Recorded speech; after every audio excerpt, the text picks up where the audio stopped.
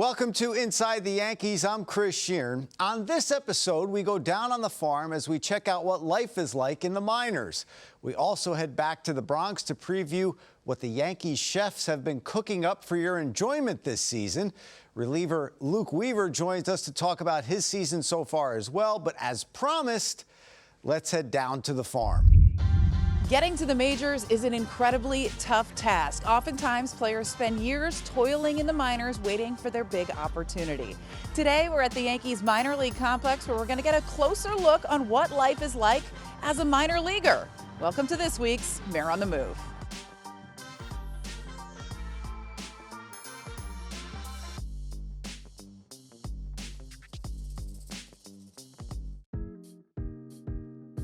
We can't start our workout before we fuel up, so typically, what do guys eat in a day? Yeah, so we're gonna go through a bunch of different things. So normally we have our nutrition center set up just like how we would have them go through things. So what they need to take pre-workout, what they need to hydrate with, what they need if they need some additional carbohydrates, if they haven't had a great breakfast in the morning, and then kind of what their vitamins are. So some of the big things that we usually recommend all of our guys take: creatine, collagen, really big for joints, tendon, ligament health, and so we will take a scoop of this and kind of put this into their shaker cup. All of these things are unflavored, and guys like flavor, just anything without water. So we'll usually kind of go through and just start with a drip drop or a precision hydration. So this is kind of our pre-workout, like kind of good start, and then we can add additional things. Anything in particular that you stay away from when it comes to kind of getting guys ready pre-workout?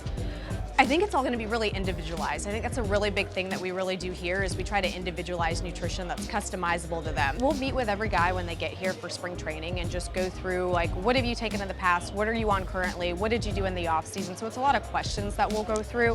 We do also test for biomarkers, so different vitamin D. We'll look at their cholesterol levels, and so we can also go through that, just saying these are what you need to take when we go through our vitamins. Just so we're clear, I drink that and I can hit like Aaron Judge, right? That's what happens here. All right, let's dive into how guys train and how they get themselves ready for games. Guys, when you get a new player, what's the first thing you do to try to put them on the optimal program? Yeah, so first steps, whether it's you showing up or Dietrich's first day here, we're going to take them through a multi-point assessment. We're going to have them go behind the green screen. We're going to get measurements on them. That way we can get good projected data to see how far they had to grow.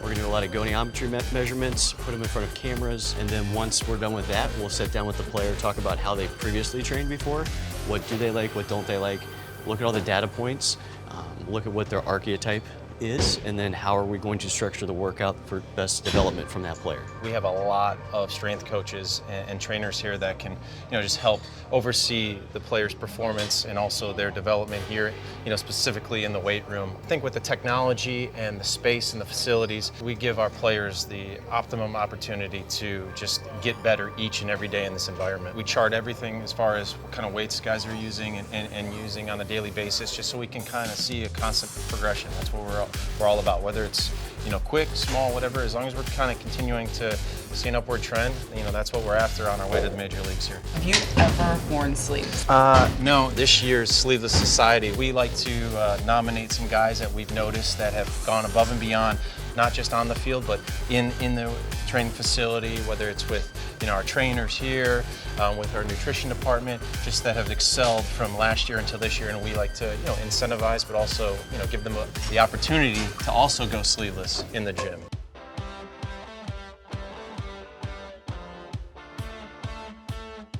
One thing we have here with the Yankees are a lot of great coaches, and a lot of them, it's almost, I wouldn't say one coach to each player, but it's close. We have a lot of people, and it just helps. More hands and just better ability to help guys get better. When you talk about reps, especially turning double plays, they make it look so easy, especially in the majors, right? Yeah. It's not that easy, right? No, it's not that easy. It takes a lot of repetitions, takes a lot of practice. The comfortability of knowing where guys like the ball, how they're going to deliver the ball. So the more that you can play with guys, the better that you're going to become turning those double plays. It is finally go time.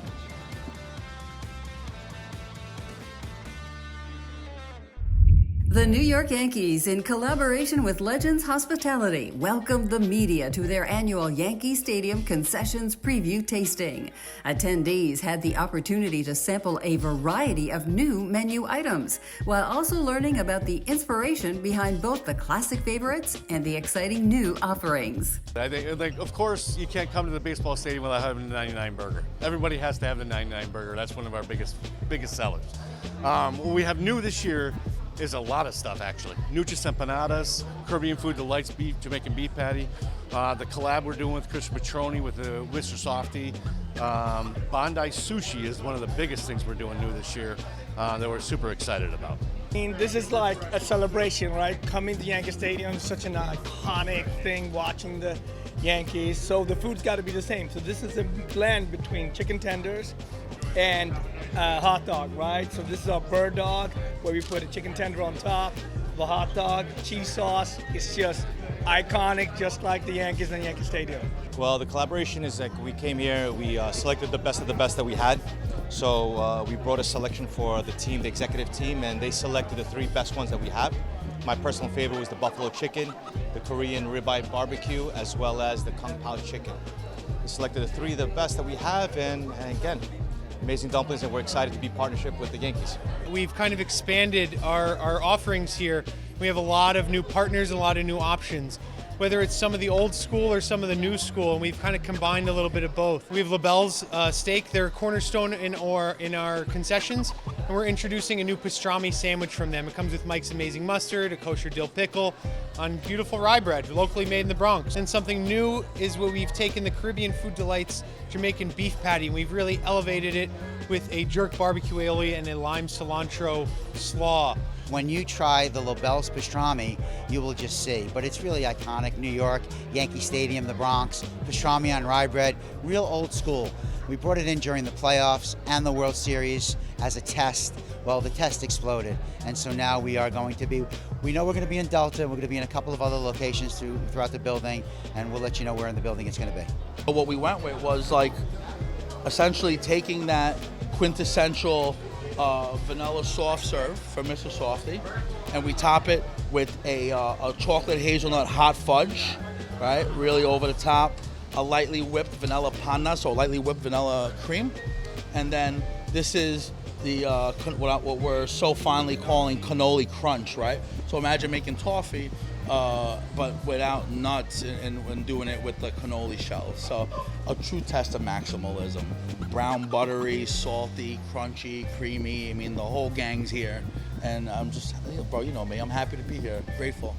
When we're trying to curate the food, we're trying to look for a story, right? The story first, but 99% of the brands that we have here are all New York, Bronx, almost Bronx-based. My name is Chef Nico Marinos, and I'm the executive sous chef here at Yankee Stadium. And today, we're making lobster rolls. First step in the lobster roll, we're gonna toast our bun. So we have our hex-clad pan that we use all over the stadium. That's been a great sponsor for us. Great pan, gets really hot. So we wanna use a little butter to start. We're gonna melt some butter in the pan. And then we're gonna toast our bun.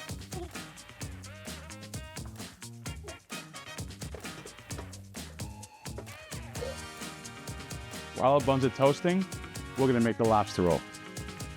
To start with the lobster roll, we have our fresh lobster that we get from our seafood purveyors here at Yankee Stadium. Always fresh, always delicious. So we're gonna start with some lobster.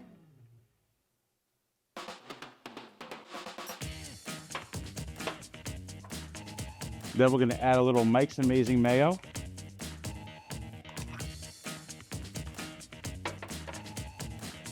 A little celery just for some crunch and for some freshness.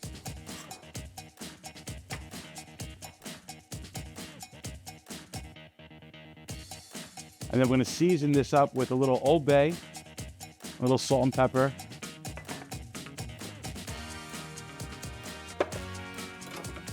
And right at the end, a little fresh squeeze of lemon juice.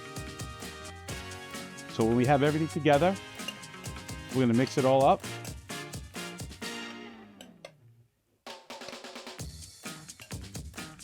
And now we're gonna assemble our lobster roll. So now we're gonna take our freshly toasted roll, Martin's potato roll. We're gonna open it up slightly, and then we're gonna take chunks of our lobster salad and place it in the roll.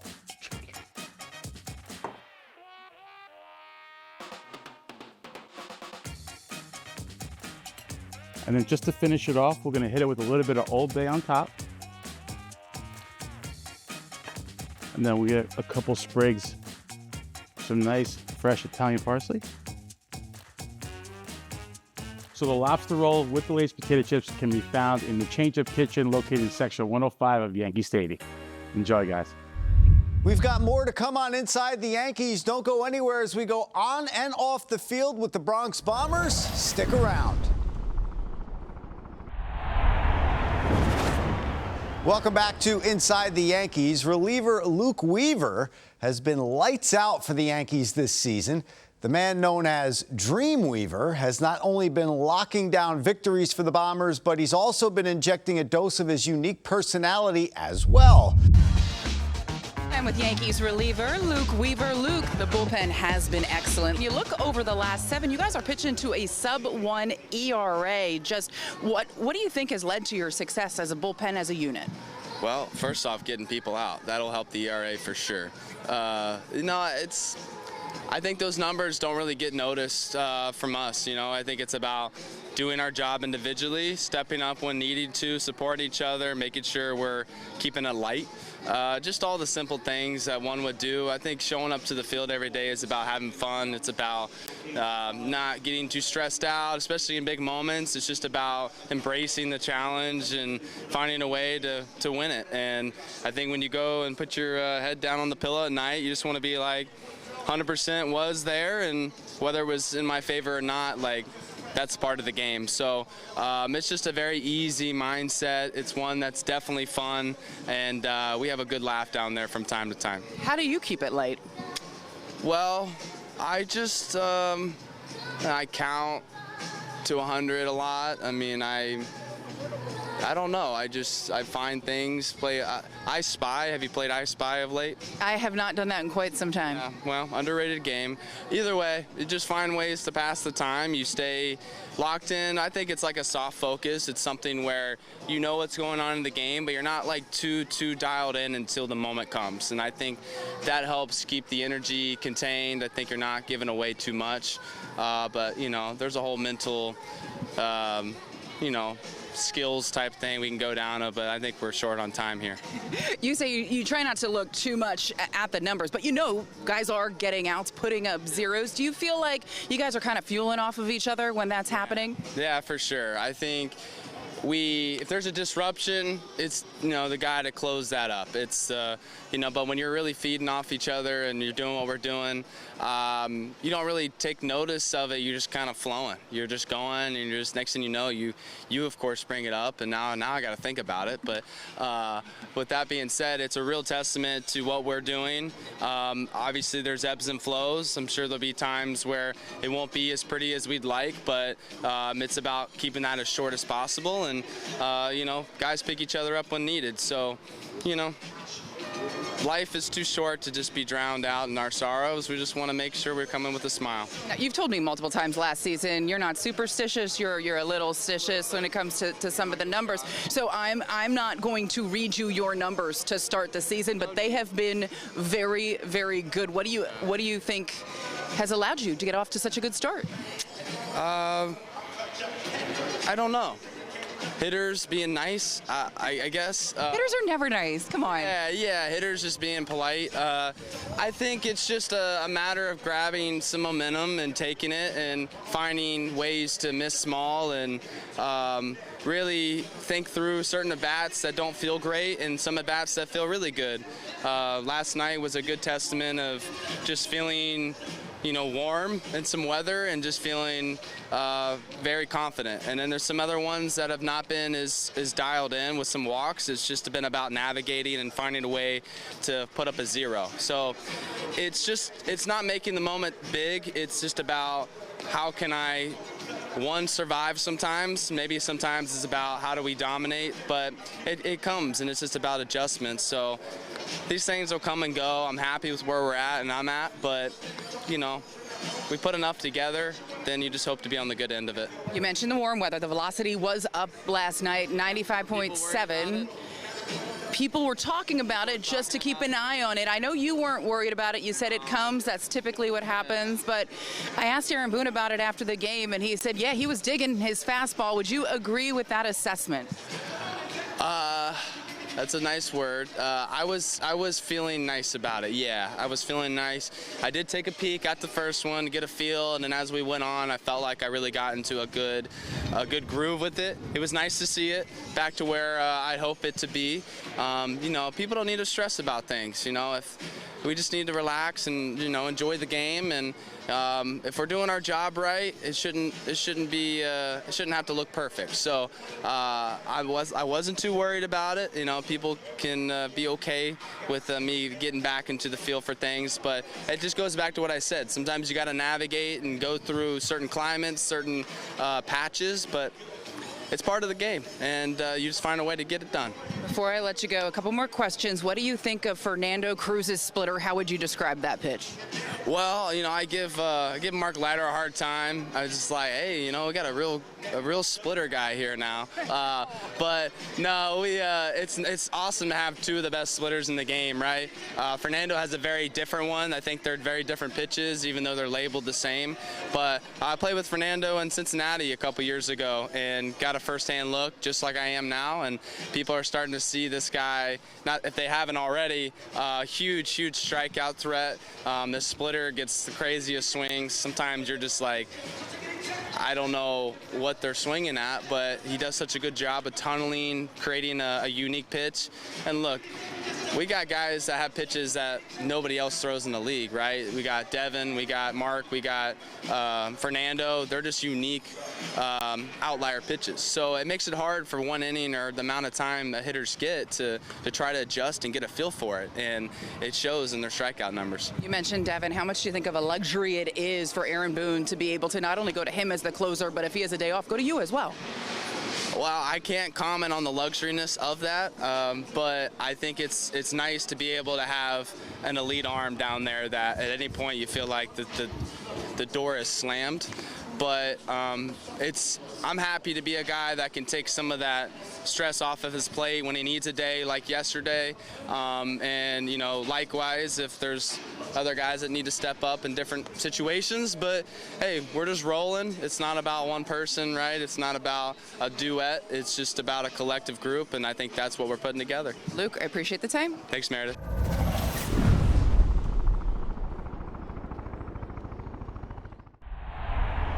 Welcome back to Inside the Yankees. I'm Chris Sheeran. The Somerset Patriots' Spencer Jones has been making waves down on the farm. The 6'7", 23-year-old's power has drawn comparisons to another Yankee outfielder with a similar height, Aaron Judge. We recently hung out with Spencer Jones during Media Day. Let's check it out. You want to say hi? I'm mic'd up. Maybe your three favorite Yankees, Rafa. Jose Trevino, Ben Rice, and Andrew Velasquez, Squid. Nice, those are three good ones. Yeah, oh yeah. What are your three? Three most favorite Yankees? Bernie. Bernie Will, uh-huh. Yeah. Who else? It's Somerset! That's good content. Oh, I never finished my list. Yeah, Bernie Will. Bernie Williams. Jason Giambi. Wow. And Ben Rice. Nice. Yeah. A rose. I think you go double foam fingers. Hit the chain on. I love that. Someone did And that. you go, let's go. Let's go. Why just do everything? Put them all on, dude. Put them all on. Why not? You need sunglasses? Be loud.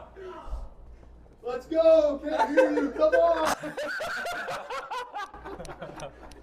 You actually like that? Categories. Hi, Mom. Marketing sales. I'm with Spencer Jones. So first we're gonna do past and current. That's it, man? We could hear you down the hallway. Oh my god.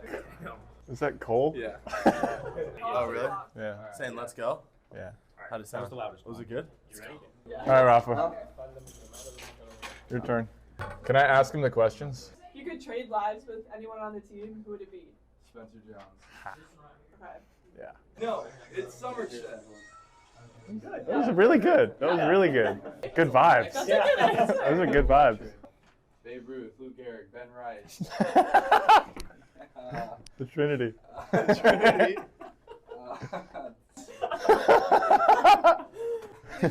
Hey, Bruce.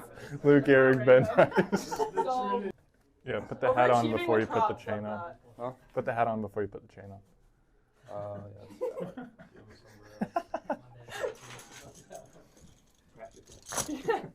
No, it's Somerset. Oh, squeeze that on there. Yeah, let me just make sure it's facing the right way. Oh yeah, appreciate that. That's big. There you go. But We now would've- you we have would have fixed it somehow. two index fingers in the wrong, Thanks. the same side. It should be Homer. Woo! Let's go. Double foam fingers. Let's go.